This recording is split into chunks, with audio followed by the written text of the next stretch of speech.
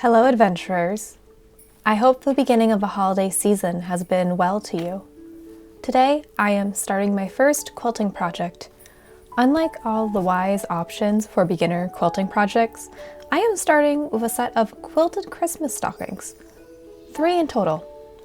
God help me. The pattern I'm using is a free quilted Christmas stocking pattern on Suzy Quilts. The pattern uses 4 fat quarters, a ½ yard of lining fabric, 1/3 yard of batting, and 6 inches of ribbon. I got enough material for 5 stockings under $20. Now, just to make them all. I gathered my materials, filmed an introduction that was not included in this video, then promptly drove 1 hour and 20 minutes to my mom's. Not only does she have a 1/4 inch sewing foot on her sewing machine, she is also my sewing emotional support. So thank you, Mom, for letting me invade your new house for the afternoon. While she made us some celiac-friendly grilled cheese sandwiches, I started the process of cutting out all the different size squares and rectangles needed for the front of the stockings. I can honestly say that this was the part that took me the longest. I need to mark these, otherwise this is not gonna work. Okay, so this should theoretically be a 7-inch square.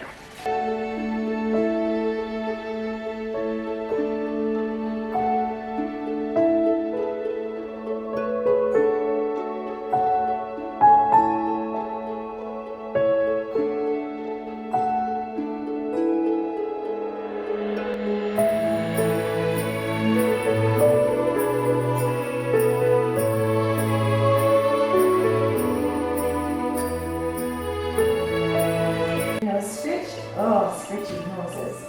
Oh, Mama, just hold me. Just hold me like this. I like this. I love this. This is the best. After I cut out all the squares and rectangles, I started to assemble the stockings. The first quilted section I made was the center diamond.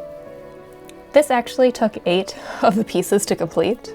4 squares, each with a line drawn connecting 2 points together, then rectangles from the complementary fabrics. I had to place the fabric right sides together for this, so that when I sewed across the hand-drawn line mentioned above, I'd get the diamond shape after cutting. Since I was using batik fabric, figuring out which side was the right side was surprisingly difficult. I will admit that I guessed with some of the fabric. After sewing the squares to the rectangles, I cut down the extra fabric until I had a 1/4 inch seam allowance. Then ironed the seams open. Next, I added the top of the foot to the rightmost bottom rectangle of the stocking. This piece is also sewn on a diagonal, with a 1/4 inch seam being cut. After the upper portion of the stocking foot was attached, I sewed the upper 2 rectangles together and the bottom 2 rectangles together. Then I assembled the bottom of the stocking. This consisted of 3 squares sewn together in a row. All that was left to complete the front of a stocking was sewing the 3 pieces together. All in all, the front of the stocking took me about 4 hours to make. It was surprisingly easy once I actually started working. Dyson, hey baby, you okay? Hey baby, it's okay. It's okay, baby. I packed up and headed home. Then 1 week later, I traced the stocking pattern and cut out the fronts and backs of the stockings.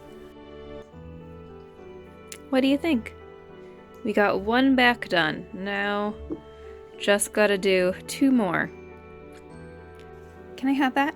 Can I, Andy, can I, hey, no, can I have that? It's yours now? Okay, you can have that one. You can have that one. You just gotta let me have those 2, okay? 4 days after that, I ironed the lining fabric and cut out the lining fabric. Andy was most helpful with this portion of the project.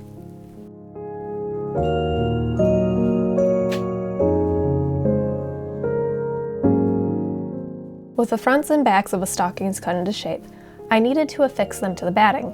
I could hand baste the stocking fronts and backs to the batting by hand, or I could use spray adhesive to do it. I chose the less time-consuming option.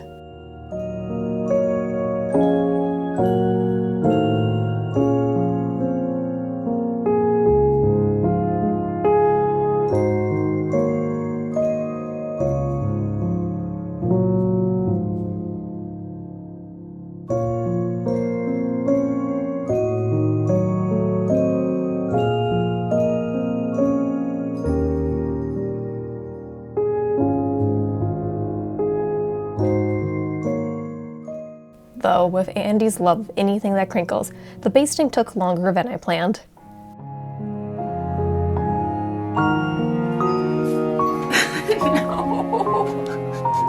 No, no. Hey.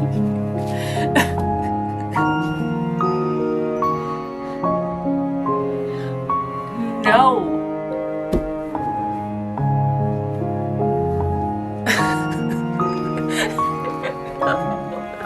Girl, no. No, no, no, no. Get out. God.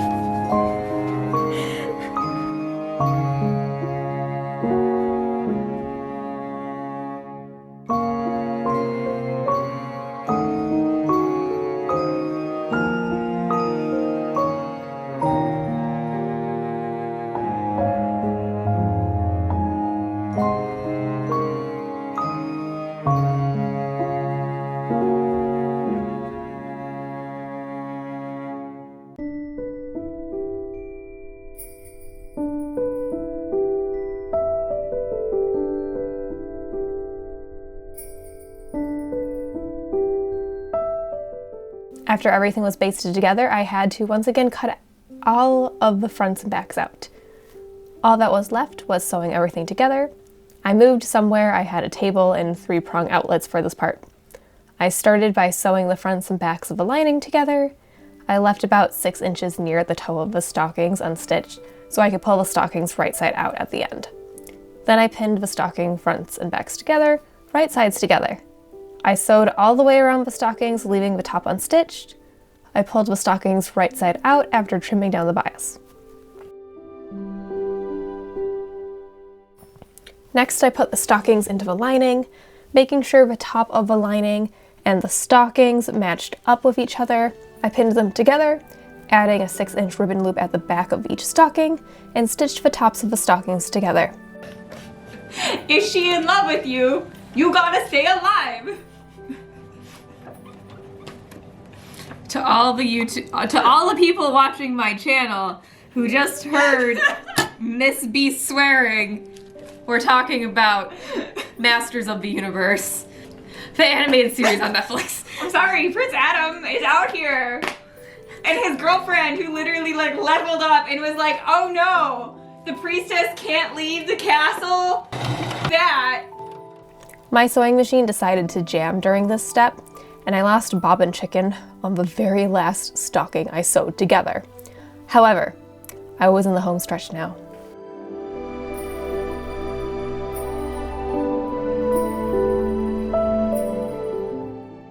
I pulled the stockings right side out through the hole at the toe of the lining.